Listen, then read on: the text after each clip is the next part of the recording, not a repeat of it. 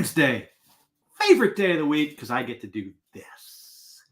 Today, if you believe that your data sells, you probably don't want to watch this. If you believe that work needs to be serious, you really need this, but you're probably not going to pay any attention to it. If you do listen, though, it might change the way you get things out of presentations. If you believe that your slide deck will get you funded, you probably shouldn't listen to this, because I'm telling you, those three things don't happen unless there's connection, unless there's some humor involved. So I want to just touch a little bit today on humor in data-driven presentations. Now, when I mention humor, I'm not talking about being funny. I'm talking about putting a smile on somebody's face, because what happens is if I put a smile on your face or you laugh, you actually do this, which exposes the most vulnerable part of your body, which is really giving you instant likability, rapport, and trust. So what we need to understand about humor in these presentations is that it's founded in the truth. And you only get in trouble if you make fun of people, not make fun with people. So you want it founded in the truth. You want to take really three things that you're going to do is clarify something, simplify it, then amplify it. You have to learn that essence of how you create humor. And people that create humor understand that the most important thing needs to go at the end of the sentence. When you are presenting, if you clarify something and put the thing at the end of the sentence, if you're trying to create humor out of it, that will create the biggest smile or the biggest laugh. Now, here's the good thing about creating a laughter. When someone laughs, it is like taking an Etch-a-Sketch and shaking it over your head. It's a palate cleanser for the mind.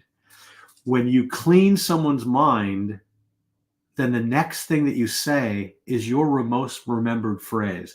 So the height of laughter creates the most memorable piece in your entire presentation. So clarify, simplify, amplify. Take whatever it is you wanted to say to this group and cut it from 8 words down into 3 to make it more impactful. Now, that's how humor is written as well. You take out all the extra words, you put the impact at the end. So understanding the creation of humor will help you create a better slide deck if they do nothing else out of this thing. It is a strategic weapon. It is the best weapon you could have in business because it's creatable, it's learnable, which also makes it teachable. Yes, I do that. What's an example of something? So humor is surprise-based. And what people see as humorous are people who don't see humor will see the entire picture as the idea. People who are humorous see every piece of every picture as something they can work at. So if you look at things like analogies, wordplay, equivalencies, which spell awe, these are things that are ripe to talk about with humor. For example, if you're talking and you're statistically inclined and you come up with a formula of something and the p-value is so low, well, that means one thing you have to also remember, not all these executives have the same tech thoughts or knowledge of the product that you do. They don't care what it does. They care what it does for them. Think about what it's like to be a CEO walking in front of a board with record profits. That's the feeling of emotion that you can create through humor that you cannot create with data. What's the story behind the humor? What's the story behind the data? And how can we make that relatable to everybody? Humor comes from the truth. If the p-value is so low, it needs therapy.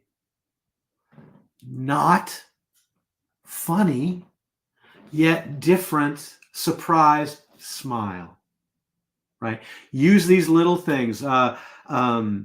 If something is, what is it analogous to? What happens when? What can you do? What sort of equivalency? What kind of wordplay can you use? If you talk about bottom lines, you can talk about top lines. You can talk about tan lines, bottom lines, top lines, tan lines. And the what? Huh? Make that surprise in there. You're not spending all your time on humor. You're giving people a rest from the data. Create the story behind the data. What happens when? So if you could paint a picture, because humor paints a picture. If you could paint a picture of what it's like to have a much more successful company because your product's in their lives, what can you do with that data to paint that picture?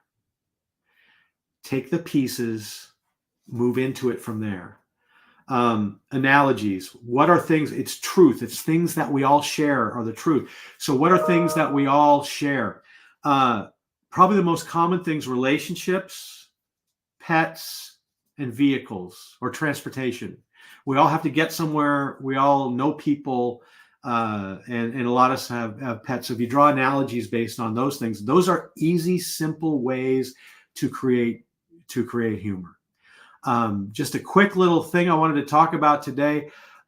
If you are so inclined and you would like to run your stuff by me, happy to do it. It's at calendly.com/leaninfactor/15 minutes. I'll leave that up there for a while. But what is it that you're doing to make your presentation come alive in the eyes of your potential clients? It's not in the deck. It's in your presentation. It's not in the presentation. It's in you. And if you can take that joy of your numbers and translate it into emotion that they can see, the odds of you getting funding, the odds of you selling, the odds of you creating a world that both companies work in go way up. Absolutely 110%. Humor is absolutely remarkable. Analogies, wordplay, equivalencies. If you create acronyms that work, PEST. What is a PEST? Well, it's profitable, it's equitable, it's satisfying, and it's terrific. So I'm going to be a pest to you to get these things done. That one just came off the top of the head, and realize if you try something like that and it doesn't work, well, guess what? You just created art. Nobody knows you were trying to be funny but you. And if you can set yourself apart, that's what makes this work. Nobody buys the numbers. They buy the story behind the numbers, and they listen to the story behind the numbers when there's a smile on their face and they relax and they do that. So that's it for today. Have fun. Be remarkable. I like that. Next week, get excited. Next Wednesday, we have Cindy Skalicki, CEO of On Point Communications. It would be so cool to have Ricky Stanicki, Cindy Skalicki on presentations that are sticky. But we're going to talk about body language and how you can use that in your presentations to create better results, more funding, bigger clients. Here's the other thing with humor, and I'll leave you on this note. With humor, if your potential client is so inclined to not buy into whatever you believe is humor, is that really somebody you want as a client? This is part of your weeding out process. You are good enough where you can take who you want, not who comes along. That's the goal of what I do, is trying to get you to be more client selective, more client focused on what you want to work with. And doing that, I only work with people that are fun. So if you're not fun, don't contact me. If you are fun, yeah, we should talk. Guarantee I can take an idea you bring me. If you come in for the 15-minute call, I will guarantee you that it walks out better in 15 minutes. No BS, no sales. I can just take what you do and make it better. 100% promise from me. Take me up on that. Make me a liar. I don't care. Be happy to do that. So have a great week. I will post something on Friday, but I will post again on Monday. It's going to be telling you about Cindy Skalicki, the CEO of On Point Communications, joining me in the box right here. And you can join us too that week at joinraylive.com. I just wanted to do a quick one here today, not to take any interaction, but next week with Cindy Skalicki, we invite you to come on in, show up and show out, and we'll make you smoother than a jar of Skippy. Yes. Thank you.